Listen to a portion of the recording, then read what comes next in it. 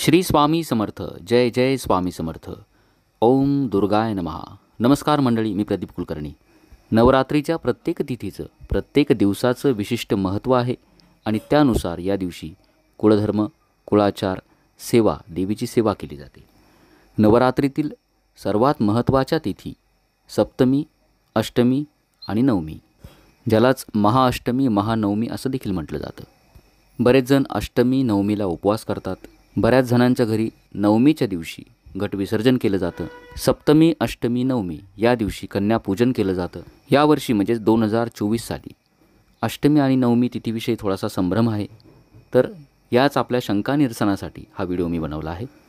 महाअष्टमी कधी आहे, महानवमी कधी आहे, अष्टमी आणि नवमी याचा उपवास कधी करायचा, उपवास कधी सोडायचा, अष्टमी आणि नवमी या दिवशी आपण जे हवन करत असतो, दुर्गा सप्तशती पाठानिमित्त असेल किंवा नवारणव मंत्र, श्रीसूक्त, होम हवन कधी करावं, दुर्गा सप्तशती पाठाचं उद्यापन हे कधी करायचं आणि दसऱ्याची जी पूजा आहे या दिवशी घटविसर्जन कधी करायचं, अशी अनेक आपल्या प्रश्नांची उत्तरं या व्हिडिओमध्ये देण्याचा प्रयत्न मी केला आहे.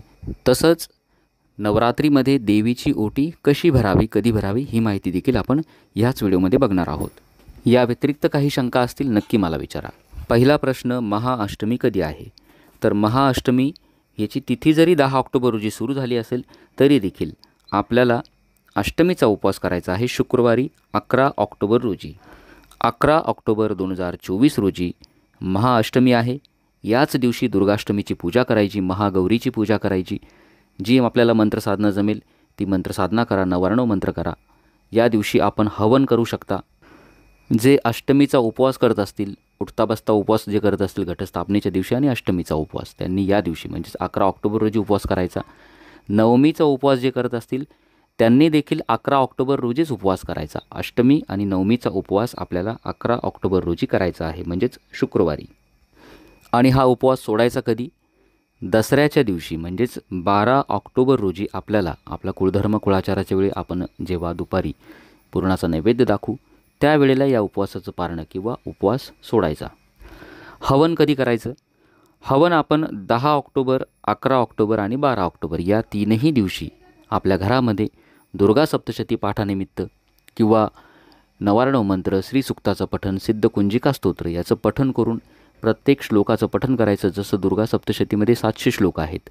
श्लोकाचं पठन करायचं. प्रत्येक श्लोकाच्या शेवटी स्वाहा म्हणायचं आणि जी हवन सामग्री असते, साखर, जव, गहू, सप्तधान्य, काळे तीळ, आपल्या या चॅनलवरती सविस्तर व्हिडिओ आहे हवनाचा. आपण तो बघा, तो लावून द्या आणि ते बघून अतिशय सोप्या पद्धतीनं घरच्या घरीच 10 ऑक्टोबर, 11 ऑक्टोबर आणि 12 ऑक्टोबर या तीनही दिवशी आपण हवन करू शकता. कारण 12 ऑक्टोबर रोजी जरी दसरा असला तरी नवमी तिथी देखील आहे, त्यामुळे आपण या 3 दिवशी हवन करू शकता. हवनाची वेळ काय असावी? या तीनही दिवशी आपण सकाळपासून संध्याकाळपर्यंत कुठल्याही वेळी हवन करू शकता. अष्टमी आणि नवमी या दोन्हीही तिथीला आपण कन्यापूजन करतो.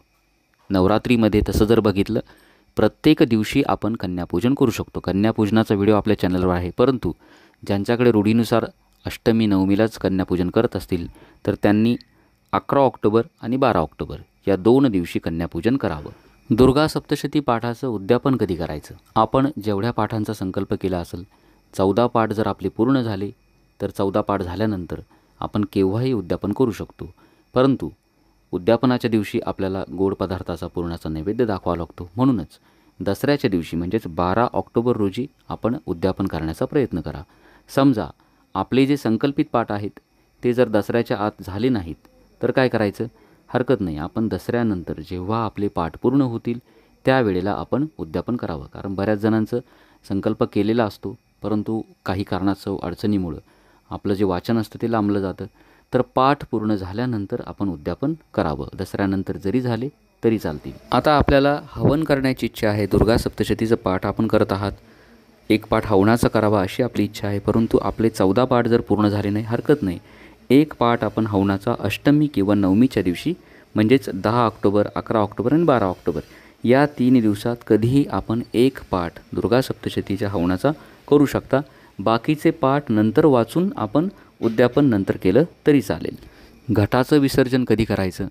घटाचं विसर्जन आपल्याला 12 तारखेला म्हणजेच विजयादशमीच्या दिवशीच करायचं, कारण याच दिवशी नवमी तिथी देखील आहे. याच दिवशी सकाळी आपण घटाचं विसर्जन करावं. याच दिवशी दसऱ्याची पूजा देखील आपल्याला करायची आहे. घटाचं विसर्जन आणि दसऱ्याची पूजा यामध्ये महत्त्वाचा भाग असतो की आपण 9 दिवस देवी घटी असते, त्यामुळं देवीला किंवा आपल्या देवघरातील जे देवांचे टाक असतात किंवा मूर्ती असतील, फोटो असतील, यांना स्नान घालत नाही. या दिवशी सकाळी नेहमीप्रमाणे घटाची पूजा करायची. त्यानंतर देवांना स्नान घालायचं. आपल्या देवीच्या टाकावरती श्रीसुक्तानं अभिषेक करणं महत्त्वाचं आहे. आपल्या या चॅनलवरती घटाचं विसर्जन तसंच दसऱ्याचा संपूर्ण पूजाविधी दोन्ही व्हिडिओ आहेत, आपण ते बघा, त्यानुसार पूजा करा. अभिषेक झाल्यानंतर दसऱ्यानिमित्त गोड पदार्थाचा नैवेद्य दाखवायचा, कर्पूर आरती करायची आणि त्यानंतर घटाची उत्तर पूजा करायची, घट विसर्जन करायचं. आता आपण बघूया नवरात्रीमध्ये आपल्या देवीची कुलस्वामिनीची ओटी कशी भरायची. अत्यंत महत्त्वाचा असा हा विधी आहे देवीची ओटी भरणे. कुलस्वामिनीची ओटी नवरात्रीमध्ये तिचा यथोचित मान सन्मान करून भरली जाते. त्यासाठी कुठलं साहित्य लागतं ते आता आपण बघूया. नवरात्रीमध्ये कुठल्याही दिवशी आपण देवीची ओटी भरू शकता. कुलस्वामिनी ही आपल्या कुळाची आई असते. आपल्या कुळाची, आपल्या कुटुंबाची ती रक्षणकर्ती असते.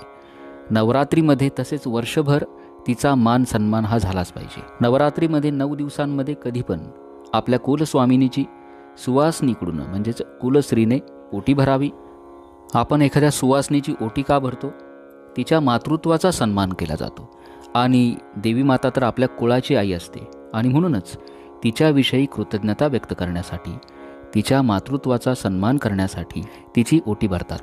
यासाठी घटस्थापना ते नवमी सर्व दिवस शुभ असतात. कुठल्याही दिवशी आपण देवी मातेची ओटी भरावी. आता आपण बघूया देवी मातेची शास्त्रोक्त पद्धतीनं ओटी कशी भरावी. एक ताट घ्यावं, त्यामध्ये शक्यतो 9 वारी साडी घ्यावी. 9 वारी साडी का घेतात? देवीची जी 9 रूपं आहेत, या 9 रूपांचा सन्मान म्हणून 9 वारी साडी घेतली जाते. पण देवी मातेच्या चरणावरती वाहिलेली ही जी साडी असते, ही नंतर आपल्या कुलश्रीने प्रसाद म्हणून वापरायची असते. आपण जर 6 वारी साडी नेसत असाल तर आपण ओटीमध्ये देखील 6 वारी साडी अर्पण करावी. त्यावरती 1.25 मीटर खण घ्यावा. साडी आणि खण या दोन्हींचा जो रंग असतो, शुभ रंग घ्या. लाल चालेल, केशरी चालेल, पिवळा चालेल, हिरवा चालेल, काळा रंग मात्र घेऊ नका. खणासोबत एक नारळ घ्यावा. 5 वाणं घ्यावेत. हळद कुंकू, हिरव्या बांगड्या, फळे, पंचखाद्ये, त्यामध्ये काजू, बदाम, वेलची, मनुका, अंजीर इत्यादी आपल्याला जे मिळेल ते घ्यावे. त्यासोबत हार घ्यावा. वेणी म्हणजेच गजरा घ्यावा, कारण देवी मातेला वेणी आवडते. सोबत दक्षिणा घ्यावी आणि तांबूल विडा म्हणजेच पानाचा विडा घ्यावा. विडा बनवताना त्यामध्ये सुपारी आणि तंबाखूचा समावेश नसावा, एवढी काळजी घ्यायची. ओटीच्या साहित्यावर नारळाची शेंडी देवीकडे ठेवायची. ताटामध्ये घेतलेले हे सर्व साहित्य आपल्या ओंजळीमध्ये घ्या आणि आता देवी मातेचं स्मरण करायचं. पुढील मंत्र म्हणायचा, ओम दुर्गाय नमः वस्त्रं सौभाग्यद्रव्यं समर्पयामी. देवी मातेला विनंती करायची, हा मी यथाशक्ती जो तुझा सन्मान करत आहे, तुझी ओटी भरत आहे, तो तू स्वीकारावा, अशी देवी मातेला विनंती करायची. देवी मातेच्या चरणावरती हे सर्व साहित्य वाहून द्यायचं. नंतर त्यावरती तांदूळ वाहून मग देवी मातेची ओटी भरावी. तांदूळ वाहिले की मग ओटी भरण्याचा कार्यक्रम पूर्ण होतो. तांदूळ हे सर्व समावेशक असा पदार्थ मानला जातो.